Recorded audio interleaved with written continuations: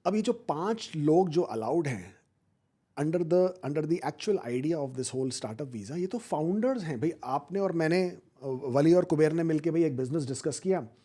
वली बोलता है कि भाई ये यार हम ये काम शुरू करते हैं। कुबेर बोलता है हाँ ये करते हैं। आपका कंट्रीब्यूशन मार्केटिंग का है, मेरा कंट्रीब्यूशन अकाउंट्स एडमिनिस्ट्रेशन फाइनेंस का है।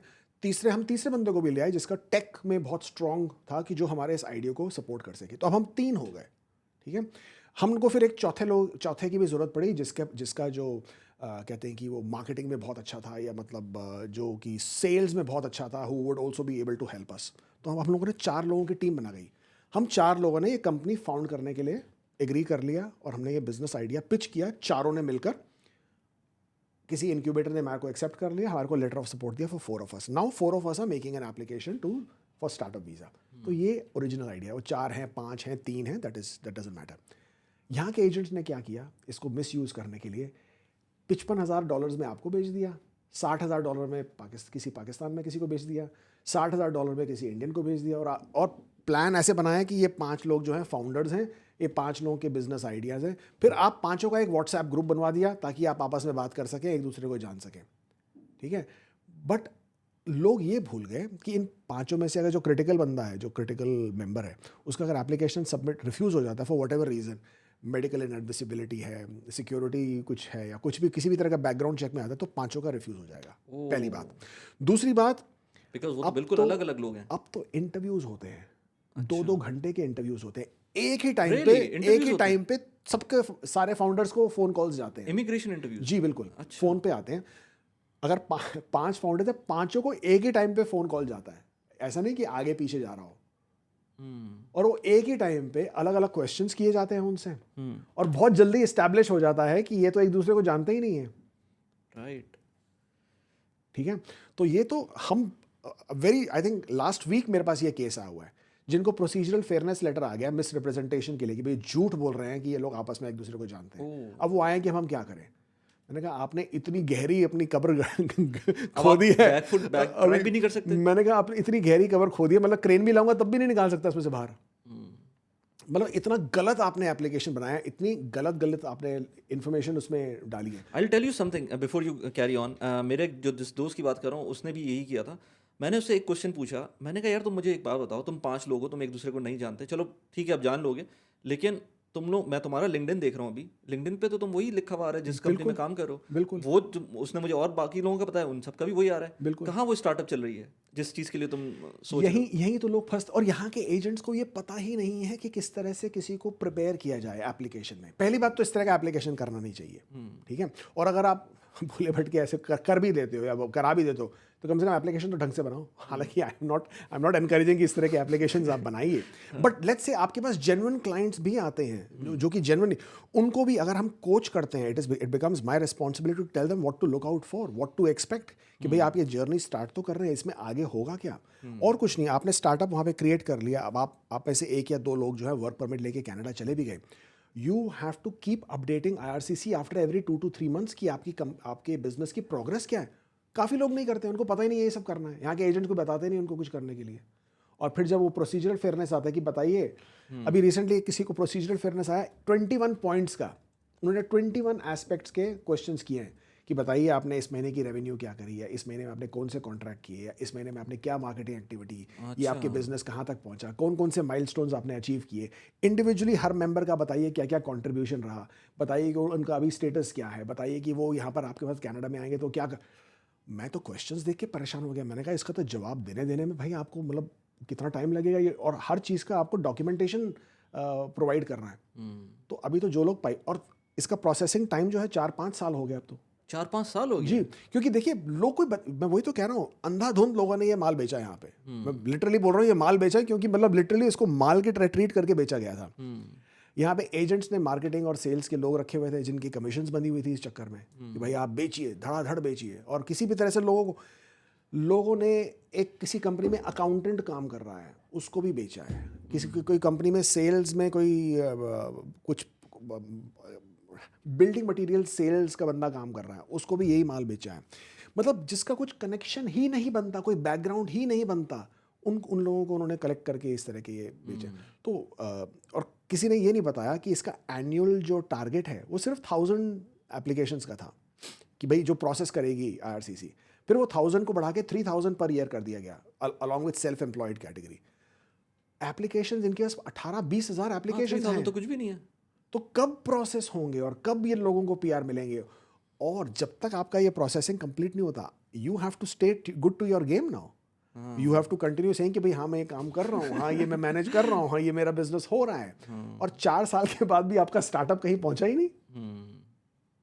भाई आपने कहा ना स्टार्टअप है आपका, आप में से 1 या 2 वर्क परमिट लेके भी कनाडा आ गए, आपने फंडिंग भी दिखा दी, और 4 साल से आप लगे हुए, अभी तक आपका स्टार्टअप कहीं नहीं पहुंचा। भाई आपका स्टार्टअप फेल हो गया उससे कोई प्रॉब्लम नहीं है, बट आप कर क्या रहे हैं वो प्रॉब्लम है। तो ये स्टार्टअप की कहानी है। ओह, सो फिर यानी कि ये अभी किसी ने कर दिया स्टार्ट इस प्रोसेस को, तो वो भूल जाए अभी? अब नहीं, मैं ये तो नहीं कहूँगा कि भूल जाए, मैं ये कहूँगा कि भाई अपने 5 के साथ जो है वो अच्छा तालमेल बना के रखिए। और अपनी एक्टिविटी जो आप कनाडा में बिजनेस आपने शुरू किया है उसको एक्टिव रखिए। And that costs as well, of course. Yes, of course. You're paying incubation costs, right? And make sure you keep updating IRCC every 3 months with your progress report. Okay. Or then hope that it goes through with in the whole interview process. अच्छा, इसी में आप जब एक बात कर रहे थे कि वो बैक ट्रैक कर सकते हैं, वो पूछ सकते हैं questions even once you are in Canada, जी, तो उसमें साइड नोट पे मैं अगेन उस पे आऊँगा जो बिजनेस इमिग्रेशन है, लेकिन साइड नोट पे कुछ लोग LMIA पे गए और मैं सुनता था कि वो LMIA पे again it's again that scam which is going on, उस पे गए, लेकिन उसके बाद गवर्नमेंट तो आराम से ट्रैक कर सकती है ना कि कौन गया, किसने किस तरह के LMIA पे गया था। LMIA फिर थोड़ा सेफ रूट है। अच्छा। I mean as much as I hate saying it, but actually फिर सेफ है। फॉर एग्जांपल देखिए, आप LMIA के आपने 50 पॉइंट या 200 पॉइंट ले लिए, आप LMIA लेके कनाडा आ गए। हमारे पास बहुत सारे क्लाइंट्स आते हैं कि भाई sometimes they do find genuine employers, फिर एम्प्लॉयर्स के बिहाफ पे हम लोग एप्लीकेशन जो है उसको फिर प्रोसेस करते हैं, और कनाडा पहुंच जाते हैं। उनका पहला क्वेश्चन ये होता है कि मेरे को कनाडा में जाके काम करना पड़ेगा। मतलब ऑब्वियसली उनका इंटेंशन कभी भी काम करने का नहीं होता, but the thing is when the permanent residence is granted to you, there are no conditions attached. उसमें ये नहीं लिखा होता कि आपको 1 साल इसी कंपनी में काम करना है या यही करना है, वो कोई कंडीशंस अटैच नहीं होती, विच बेसिकली मीन्स कि आप जिस दिन लैंड करें आप परमानेंट रेजिडेंट बन गए। आप फर्स्ट डे ऑफिस में जाके कहेंगे कि मेरे को यहाँ पे काम नहीं करना, मुझे पसंद नहीं आ रहा, मेरे को बॉस तेरी शक्ल पसंद नहीं आ रही, मेरे को ये वर्किंग एनवायरनमेंट पसंद नहीं है, मेरे को पे समझ में नहीं आ रहा, मेरे को ये सब, कुड बी एनी रीजन, आप रिजाइन करेंगे तो इसमें कोई मसला नहीं है, इसमें आपका कोई कुछ नहीं कर सकता। तो इस चीज़ को अब्यूज़ किया गया या मिसयूज़ किया गया कहिए। हाउएवर जो लोग PNP के थ्रू गए हैं जॉब ऑफर्स लेकर, सो जो प्रोविंशियल नॉमिनी प्रोग्राम्स है उसमें ऑडिट्स हो रहे हैं कि भाई पहले लोग सस्कैचुअन का PNP लगवा के चले जाते थे, but they never wanted to live in Saskatchewan, they always wanted to live elsewhere. तो थोड़े दिन सस्कैचुअन रहते थे, फिर कहीं और चले जाते थे, ओंटारियो चले गए, BC चले गए। अब सस्कैचुअन वाले ऑडिट करवा रहे हैं। सेम ओंटारियो का PNP लेते थे, पर वहाँ पे कभी रहना नहीं होता, उनको तो अल्बर्टा रहना होता था। सेम अटलांटिक प्रोविंसेस में जॉब ऑफर लगवा के चले गए या ये करवा के चले गए, but they never wanted to live there. उनके ऑडिट्स हो रहे हैं और उनसे पूछा जा रहा है कि भाई आप तो यहाँ रहने वाले थे, अब आप कहाँ रह रहे हो? तो उनके पास जब जवाब नहीं होता, then it becomes very very problematic, क्योंकि उसमें क्या हो सकता है कि प्रोविंस जो है अपना नॉमिनेशन विड्रॉ कर सकता है, और नॉमिनेशन विड्रॉ होता है तो फिर आपका PR जो है वो किसी बेसिस पे नहीं होता, वो भी फिर रिवोक हो सकता है। बहुत ही सीरियस इशू है रिवोक होना। कम केसेस होते हैं रिवोकेशन के, बट इट्स अ पॉसिबिलिटी, और जब तक फिर वो क्लियर नहीं होगा तब तक आपका जो स्ट्रेस लेवल बहुत हाई रहेगा। इसके लिए रिकमेंडेशन यही रहता है कि भाई जिस भी प्रोविंस से आपको नॉमिनेशन मिला है, कम से कम 1.5-2 साल वहाँ पे रह जाइए। हालांकि कहीं ऐसा लिखा नहीं है कि आपको कितने टाइम तक रहना है। हाँ, ये बात तो हम 2017 से कि भाई 2 साल रहना है, 2 साल, ऐसा कहीं लिखा नहीं है कि आपको वहाँ पे 2 साल रहना है। रिक्वायरमेंट इज कि your intention was to reside in the province, तो आप you stay true to your intent कि भाई मैंने कहा था कि मैं यहाँ पे रहने वाला हूँ, मैं लाइफ सेटल करने वाला हूँ। You do that, create all your evidence to show कि आपने बिल्कुल यहाँ पे हर तरह से अपनी लाइफ सेटल करने की कोशिश करी। फिर भी नहीं हुई तो ठीक है, आप you are free to go. But not only that, जो लोग फेक जॉब ऑफर्स या खरीद के या वो करके गए हैं, खासकर अटलांटिक प्रोविंसेस में, उनके पास तो हम लोग अभी रिसेंट कॉन्फ्रेंस में नोवा स्कोशिया के इमिग्रेशन डायरेक्टर से मिले थे। उन्होंने तो कहा था कि we are doing some very stringent checks, we are even going to people's houses to check कि भाई आपने जब ये जॉब ऑफर आपको मिला था, मिला कैसे था? अच्छा, एम्प्लॉयर से आप कहाँ मिले थे, आपने अप्लाई कब किया था, जॉब ऑफर मिला कैसे, क्या काम कर रहे थे, और फिर जब आप यहाँ पर आ गए तो आपने काम क्यों नहीं किया, क्या रीज़न था आपने काम छोड़ दिया, एम्प्लॉयर का ऑफिस कहाँ पे है, कितनी बारी आप उनके ऑफिस में गए हो, which can put anybody who has never been to the employer's office in a big problem. हाँ, उसको देखने से पता चल जाएगा वो शेकन होगा. बिल्कुल बिल्कुल. अच्छा, now this is clear. Now let's talk about someone who wants to invest or take the route through investment. चाहे वो बिजनेस हो चाहे वो इन्वेस्टमेंट हो. पहली बात आपको ये समझना बहुत जरूरी है कि Canada is not for sale. And I am saying that because Dubai में ये बड़ा बिकता है CBI, citizenship by investment. Yes, मतलब कितनी कंट्रीज हैं, कैरेबियन में हैं, यूरोप में हैं, जो कि अपने पासपोर्ट बेचती हैं. Canada is not selling it's passport. तो ये थैंक गॉड नहीं बेच रही. नहीं तो पता नहीं पता नहीं क्या ही हाल होता कनाडा का भी. तो thank God for that. But तो कोई भी अगर ये सोचता है या किसी को ये कहा जा रहा है कि अगर आप कनाडा में प्रॉपर्टी खरीद लेंगे तो आपको गोल्डन वीज़ा मिल जाएगा और या परमानेंट रेसिडेंस मिल जाएगा या पासपोर्ट मिल जाएगा, तो ये झूठ है. कनाडा में ऐसा कोई भी प्रोग्राम दूर दूर तक नहीं है कि भाई आप प्रॉपर्टी में इन्वेस्ट करें या यहाँ इन्वेस्ट करें या ऐसे करें या वैसे करें. तो क्वेबेक में प्रोग्राम चलता था लास्ट, सबसे पहले मैनिटोबा में भी चल रहा था, सस्कैचुअन में भी चल रहा था, वो सब बंद हो गए. फिर रह गया खाली एक क्वेबेक का. और वो भी प्रोग्राम ऐसे नहीं थे कि भाई आप यहाँ पे इन्वेस्ट करें तो आपको ये मिल जाएगा. वो तो ये था कि आप बिजनेस खोलेंगे और आपसे वो एक स्पेसिफिक गारंटी अमाउंट लेते थे, डिपॉजिट अमाउंट लेते थे कि भाई आप बिजनेस खोलेंगे, आप इन्वेस्ट नहीं, आपने नहीं किया तो फिर आपके पैसे जब्त हो जाएंगे. बट वो सब प्रोग्राम्स अब बंद हो गए. सिर्फ एक क्वेबेक का था एक प्रोग्राम, वो भी मेरे ख्याल से अभी बिल्कुल ही ख़त्म है, क्योंकि बिल्कुल एक्सेप्ट नहीं कर रहे कि भाई आपको गवर्नमेंट के साथ में $1.2 मिलियन जो है वो फंड में डालना पड़ता था और वो वेट करना पड़ता था 5 साल इंटरेस्ट फ्री. और उसके बाद फिर एक PR का ऑप्शन. पर वो प्रोग्राम ऑलमोस्ट ख़त्म हो गया है क्योंकि 8-8 साल लग रहे हैं लोगों को उस प्रोग्राम में क्लियर होने के लिए. ओके. तो मतलब वो बिल्कुल ही वो, और प्लस 1000 लोगों का कोटा होता था, वो भी एकदम ऐसे ख़त्म हो जाता था बिल्कुल स्टार्ट होते ही. तो वो भी it's a gone program. Prince Edward Islands में हो रहा था फिर ये प्रोग्राम. वहाँ पे बड़ा एक पकड़ा गया, ये एक चाइनीज़ स्कैम पकड़ा गया कि रियलाइज़ किया गया, हमारे इमिग्रेशन भी सौ के उठते हैं कि एक ही एड्रेस पे 900 PR कार्ड क्यों गए हैं. भाई एक घर में कितने लोग रह सकते हैं? 900 लोग तो नहीं रह सकते. तो जब चेक किया गया तो पता चला कि वो एक चाइनीज सिंडिकेट है, कि इन लोगों ने प्रिंस एडवर्ड आइलैंड के बिजनेस इमिग्रेशन धड़ाधड़ बेची है. राइट. वो लोग क्या करते थे, कनाडा आते थे, प्रिंस एडवर्ड आइलैंड में 2 दिन रहते थे, वो लोगों को यहाँ पे घुमाता था, फिर आता था, फिर वो लोग वहाँ पे चले जाते थे. PR कार्ड उस एड्रेस पे आता था. अच्छा. वो सब उनके डिटेल्स वहाँ पे मेंटेन कर रहा था. ओके. तो इस तरह के फिर स्कैम जब पकड़े गए तो सब प्रोविंसेस ने अपने इस तरह के जो इमिग्रेशन थे ना, बाय इन्वेस्टमेंट या बाय बिजनेस जो थे, वो सब बंद कर दिए. अभी भी एंटरप्रेन्योर स्ट्रीम्स हैं, प्रोविंशियल लेवल पे हैं. Your net worth should be about $300,000 to $500,000. You should be willing to invest in a business anywhere between $100,000 to $300,000. फिर उसका प्रोसेस ये है, अल्बर्टा में अच्छा प्रोग्राम है, BC में रूरल में एक प्रोग्राम है बिजनेस इमिग्रेशन का. बट इन सब का प्रोसेस ये है कि पहले तो आपको बिजनेस प्लान देना है, प्रोविंस ने वो एक्सेप्ट करना है, फिर आपको पहले वर्क परमिट मिलेगा, आप वर्क परमिट लेके कनाडा आएंगे, वो बिज़नेस आप सेटअप करेंगे, वो बिज़नेस सेटअप करने के बाद आपको नॉमिनेशन मिलेगा, फिर आपको PR मिलेगा. तो ये जेन्युइन लोगों के लिए, जो मतलब जेन्युइनली ये काम करना चाहते हैं, तो हाँ उनको 4-5 साल लगेंगे.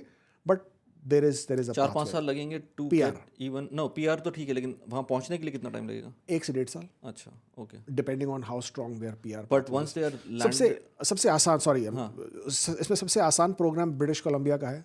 रूरल प्रोग्राम है उनका.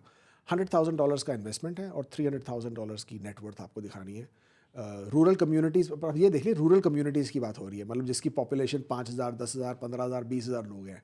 तो आप ऐसा कौन सा बिजनेस करेंगे इतनी छोटी कम्युनिटीज़ में which is going to give you that kind of money. तो you have to be able to pitch your business ideas to these communities. They have to be willing to accept कि भाई आप क्या business suggest कर रहे हैं जो उनकी कम्युनिटी के लिए बेनिफिशियल हो. तो it can not be online business which online business के लिए आपको वहाँ पे होने की जरूरत नहीं है. एग्जैक्टली, मैं वही कह, लेकिन हमें जाना है वहाँ पर तो हम नहीं कर सकते. Okay. So that business has to be local. all has to be local and physical businesses. Okay. Online business में तो आपको कनाडा जाने की जरूरत हाँ वो एग्जैक्टली. तो वो लेकिन बहुत सारे लोग जा सकते हैं ना अगर इस तरह का. नहीं, इसी के लिए तो कनाडा स्मार्ट है, वो तो करता ही नहीं है सब काम. अच्छा, सही. तो यानी कि इस वक्त एंटरप्रेन्योरशिप के बेसिस के ऊपर मेजॉरिटी, लेट्स से इवन अगर पैसे हैं भी आपके पास तो डायरेक्ट रूट नहीं है. And actually this has been my pet peeve as far as the Canadian immigration programmes are concern कि कोई एंटरप्रेन्योरशिप को लेके फेडरल लेवल पे कोई भी प्रोग्राम नहीं है. बट अगेन ये लास्ट फेडरल प्रोग्राम एंटरप्रेन्योरशिप को 2014 में बंद कर दिया गया था. इतना अब्यूज़, इतना मिसयूज़ किया जाता है प्रोग्राम्स को. नियत अच्छी होती है जब ये प्रोग्राम्स बनते हैं, फिर हमारे ही लोग उसका पूरा सत्यानाश कर देते हैं घटिया काम कर करके, और फिर वो प्रोग्राम्स बंद हो जाते हैं। सो आने वाले कोई भी जो सीरियस इंटरेस्टेड लोग भी होते हैं उनको भी, और इस तरह से कहते हैं ना कि वो बाहर से फंडिंग नहीं आ पा रही है, बाहर से कोई बिजनेस इन्वेस्टमेंट्स नहीं आ पा रहे हैं, and that I think is a big drawback, that's Canada's loss in that aspect. So I think there is room for them to create a business program और बिजनेस एंटरप्रेन्योरशिप का program जहाँ पे ज़्यादा stringent requirements हो सकती हैं, but I think there is room for that and hopefully they might bring up. या because Dubai जो कोविड के बाद से जिस तरह से ग्रो किया है, वो यही एक इनका यू कैन से यूएसपी था कि जो ऑनलाइन लोग काम कर रहे थे, पैसे कमा रहे थे, उन लोगों को एक बहुत अच्छा प्लेस मिली है. और अगर कनाडा इस तरह की चीज़ ऑफर करे तो आई एम 100% श्योर. हाँ, बट बिजनेस मॉडल्स अलग है. दुबई का बिजनेस मॉडल कम्प्लीटली अलग है, कनाडा का बिजनेस मॉडल कम्प्लीटली अलग है. Canada never wants to promote unprecedented numbers या unfiltered number of people to come in. उनको चाहिए ही नहीं, चाहता ही नहीं है वो. दुबई तो जितने आए उतने कम हैं. तो ये अप्रोच ही कम्प्लीटली डिफरेंट है. On the country Canada is now struggling with the number of people जो कि कनाडा आ चुके हैं. वो उनको समझ में नहीं आ रहा कि उनको मैनेज कैसे करें. हेल्थ केयर में प्रॉब्लम्स हैं, रेंटल्स में प्रॉब्लम है, इन्फ्लेशन में इश्यूज हैं. तो कनाडा संभाल ही नहीं पा रहा उसको, किस तरह से संभालें. अच्छा, I fully agree to whatever you're saying now. अभी रिसेंटली मैंने आपकी एक पोस्ट देखी थी जिसमें आपने एक और चीज़ कही थी कि you are looking for people जो चाह रहे हैं कि दुबई मूव करें, आप उनको हेल्प आउट करेंगे. तो उसमें मुझे ज़रा थोड़ा सा अरे बिल्कुल, बहुत अच्छी बात करी आपने. So you are talking about my post about reverse migration. देखिए, मैं भी बिजनेसमैन हूँ. अब मेरे को भी मेरा बिजनेस देखना है. मुझे पता है कि कनाडा में आने वाले 3-4 साल जो है कैनेडियन इमिग्रेशन को लेके it's gonna be a bit low on the other side. So we have to sort of stay low. I'm not giving up on Canada. I'm not giving up on Canadian immigration. I still heart is there. बिल्कुल दिल वहाँ पे है. But the business mind says कि Dubai is a perfect place for a lot of people to come and settle down. So हमने ये नया venture launch किया है. It's still in its infant stages, but माशाल्लाह से there has been some very good response. I wasn't expecting कि सिर्फ एक ही post से, एक ही tweet से और एक ही LinkedIn पे post डालने से इतना अच्छा खासा response आ जाएगा. And this is about reverse migration. तो usually reverse migration का जो concept है कि भाई अगर आप पाकिस्तान से कहीं बाहर जा रहे हैं तो आप पाकिस्तान वापस आ रहे हैं, roots, you coming back to the roots. तो द टर्मिनोलॉजी स्लाइटली थोड़ी डिविएटेड है कि हम रिवर्स माइग्रेशन दुबई की तरफ अट्रैक्ट कर रहे हैं कि यहाँ से लोग नहीं गए हुए. बट या so what we are proposing is कि भाई जो भी लोग दुबई से बाहर हैं, and obviously the target market is North America and Europe, कि भाई यहाँ पे जो लोग भी जा चुके हैं, they have migrated, they have set up there, and now they are looking to either expand और they are looking to move away. जिनको अभी ठंड बर्दाश्त नहीं हो रही, बस सिटीजनशिप मिल गई है, ठंड बर्दाश्त नहीं हो रही, don't want to live there, taxation is too high, housing is too expensive, जो भी ऐसे रीजंस हैं, and they are looking to move back. So we are now trying to bridge that gap for them to come back to especially to Dubai. So in Dubai, whether it is setting up of businesses, whether it is renting or purchasing real estate, आप तो माशाल्लाह से already उसमें काफ़ी expert हैं, whether it is about project management, whether it is about project funding, whether it is about idea generation or idea implementation. So we are going into that. We never thought it was going to be going into that direction. We thought एक बहुत ही छोटा सा idea था which germinated and completely it is like ऐसे बढ़ रहा है जैसे Jack and the beanstalk एकदम बढ़ता चला गया था, उसी तरह से इस वक्त वो बढ़ रहा है. We have named the company Habibi Dubai, obviously cashing in on the trend. Website is habibidubai.ae. अभी तक बनी नहीं है, but we got the domain name Habibi. मैं बोला हबीबी कम टू दुबई कोई लेके चलेंगे भाई. एक दुबई इज आल्सो गुड. या मैंने बोला it is an established trendy name, तो उसी को लेके चलेंगे. And I was quite surprised कि किस तरह से ये पिकअप कर रहा है. नहीं, I do a lot of podcast with my friend in Canada, और जिस तरह से मुझे फीडबैक मिलती है, ये सोशल मीडिया का बड़ा फ़ायदा ही है. आप एक चीज़ पिच करते हैं, थोड़ी बहुत ऑडियंस है ना आपकी, तो वो आपको समझ में आने लगता है कि यहाँ पर ट्रेंड क्या चल रहा है. जी. तो चाहे कनाडा टू दुबई हो, चाहे दुबई टू कनाडा हो, there is always an audience who is looking after that. और कनाडा में ज़्यादा है, मतलब यूके में कर लें इतना ज़्यादा नहीं. आई डोंट नो, यूके हालांकि पॉपुलेशन वाइज इतना छोटा भी नहीं है, लेकिन फिर भी मैं यूके का करता हूँ, मुझे उतना रिस्पॉन्स नहीं मिलता जितना कनाडा में. फॉर सम रीज़न वहाँ पे लोग जाना भी चाहते हैं और वहाँ से लोग वापस भी आना चाहते हैं। काफ़ी लोग दुबई से कनाडा जो माइग्रेट करते हैं वो करते ये हैं कि मतलब कपल बच्चे हैं वो चले जाते हैं, तो वाइफ और बच्चे वहाँ रह जाते हैं, हस्बैंड जो है they come back to their lucrative job in Dubai, और वो फैमिली को वहाँ पे मेंटेन करते हैं तब जब तक वो वाइफ या बच्चे जो है सिटीजन ना बन जाए। जब वाइफ सिटीजन बन जाती है तो वाइफ भी वापस आ जाती हैं, एंड देन हस्बैंड तो ऑलरेडी परमानेंट रेजिडेंट होते ही हैं, एंड बिकॉज वो एक एग्जेम्पशन है कि as a permanent resident if you are living with your Canadian spouse outside Canada, तो आपके period of stay is still considered as having lived in Canada, so you still remain in compliance. Really? You will still remain in compliance for your PR. It's a new thing to me. नहीं दोबारा तो बताइए। ये मतलब आप ये कह रहे हैं कि अगर कोई फैमिली चली जाती है कनाडा, मूव करती है, and then they live for and the husband works in Dubai, husband वापस आ जाते हैं, जो वाइफ जो है वो सिटीजन बन जाती हैं 3 साल के बाद, तो जो वाइफ सिटीजन बन के जब वापस आ जाती हैं लेट्स से दुबई, और जो हस्बैंड है अब वो तो सोच रहे हैं कि मेरा पीआर जाने वाला है, पीआर चला जाएगा, अब तो मैं यहाँ पे रहता ही नहीं, because you have to live in Canada for 730 days in a 5-year period, right, to maintain your permanent residency obligation. तो बिकॉज अब उनके स्पाउस जो है वो सिटीजन है और वो अपने स्पाउस के साथ कनाडा से बाहर रह रहे हैं, तो the period of time which is outside Canada is also counted towards the residency obligation. तो मतलब उनका पीआर जो कार्ड है वो एवरी 5 year में जाके वहाँ से वो वहाँ पे जाएं, कनाडा जाएं, अपना उसको रीअप्लाई करवाएं। सिटीजन नहीं बन सकते, सिटीजन नहीं बन सकते, बट ठीक है ना, पीआर कंटिन्यू, हाँ, बट पीआर तो रहेगा ना। That's good, that's good, it's new thing to me. तो ये भी इस तरह के भी एग्जेम्पशंस अवेलेबल हैं। ज़बरदस्त ज़बरदस्त। I think we have covered a lot of things here, जिसमें Dubai to Canada, Canada to Dubai. In the end do you want to say something? I want to tell people that Canada has been life changing for me. Personal experience मैं share कर रहा हूँ कि मैं Dubai का बच्चा हूँ। बच्चा मतलब मैं पैदा तो यहाँ पे नहीं हुआ, मेरी परवरिश भी यहाँ पे नहीं हुई, but I been here since a very very young age, since the age of 17 I been in Dubai. तो मैं दुबई को ग्रो होते देखा है फ्रॉम द टाइम जब trade centre was the tallest building, first roundabout, defence roundabout कहते थे, वहाँ पे दुबई खत्म हो जाता था, उसके बाद it was like a barren road all the way to Abu Dhabi to what it is today. It has been exponential growth, completely nobody could have imagined it. But और all this while when I was in Dubai, I used to feel कि यहाँ से बेहतर कोई जगह हो ही नहीं सकती, until I went to Canada. Now Canada is absolute pure home. And while I'm here and while I'm still enjoying whatever Dubai has to offer, I can't wait to go back home. वो एक घर, जैसे घर को आप miss करते हैं ना, वो वाली फीलिंग वो हमेशा रहती है। तो किसी ने मैं बहुत रिसेंटली कहा था कि दुबई मेरी कर्म भूमि है। I do not know if you understand that term. मतलब मेरे को कर्म भूमि मतलब मेरे को इस ज़मीन पे रह के अपना हाउ टू एक्सप्लेन दिस कि I have to achieve my objective और माई गोल, जो कि मैं कह रहा था, I need to get my pound of flesh back here, so I need to be here, I need to sort of work here, I need to sort of get what I need to get in the sense of my personal objectives, but home जो है वो दिल वहाँ पे Canada में। अगर जो लोग कनाडा जाना चाहते हैं, if they change the perspective of their expectation from the place, I think it's an amazing country to be. इतनी नर्चरिंग है in terms of what it gives you, इतने पोलाइट, कहते हैं ना वो माँ जो होती है, मदर जो होती है, कितनी नर्चरिंग होती है, मतलब कोई एक्सपेक्टेशन नहीं होती, बच्चे से कोई एक्सपेक्टेशन नहीं होती, हमेशा देती हैं। Canada can become that if you choose to change your perspective in that manner. और हमेशा लोग वहाँ पे जाते हैं नौकरी के माइंडसेट से, कि वहाँ पे जाके जॉब करनी है।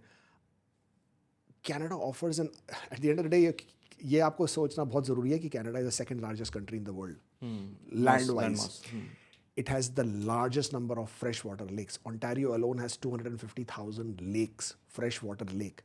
आप कभी लेक ओंटारियो जाएंगे तो you will not be able to imagine कि लेक का मतलब क्या होता है। अगर आप लेक ह्यूरॉन जाएंगे या लेक सुपीरियर जाएंगे या लेक ईरी जाएंगे, आप इमेजिन नहीं कर सकते कि मैं लेक के पास खड़ा हूँ या मैं किसी समुद्र के किनारे खड़ा हूँ। You can not because you can't see the ends of the lakes. That by itself is an incredible experience कि भाई आप क्या देख रहे हैं और क्या विटनेस कर रहे हैं। But when you go to Canada, go with the mindset कि भाई you can make it work. Hustle mindset जो काफ़ी लोगों में, हसलिंग माइंडसेट जो होता है, अगर आप उसको लेके जाएं, you will realise you can make a lot of money in Canada. क्योंकि काम करने वाले कम हैं, इस तरह के काम करने वाले कम हैं, therefore there is a lot of opportunity available. And I am saying it because I have done it. Hustling करना अगर आप कर सकते हो, इफ़ यू, मैं पैसा इन्वेस्ट करने की बात नहीं कर रहा, ऑल दैट वाइल जब आप नौकरी ढूंढ रहे हो, if you use your brains and start hustling, चाहे वो फेसबुक मार्केट प्लेस से आपने सामान उठा के फिर बेचना है, या आपने कहीं स्टॉक लॉट उठा लेना है सस्ते में, और सस्ते का छोटा छोटा काम ही करना है, या फिर आपने अपने हाथों वाला कुछ काम स्किल्स गेन करके वो काम करना है, there are plenty of opportunities in that field.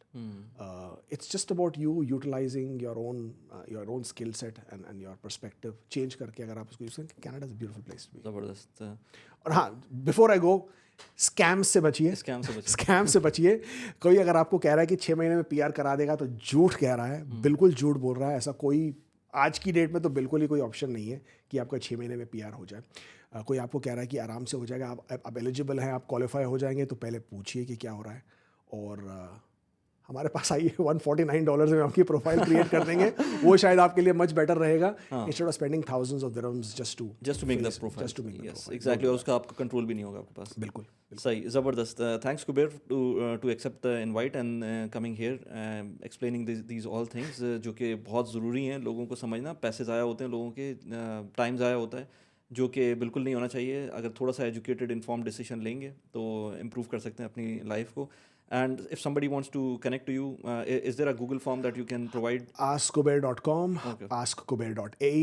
Dubai में है तो 0452646646 नंबर आसान सा ही है। ज़बरदस्त। अच्छा, दुबई का आपका पूरा प्रॉपर ऑफिस? बिल्कुल बिल्कुल, we are in one central trade centre के पास में, we have an office there. ज़बरदस्त। चलें, ज़बरदस्त। Thank you very much. Thank you, Thanks a lot. Thank you, Thank you. Thank you.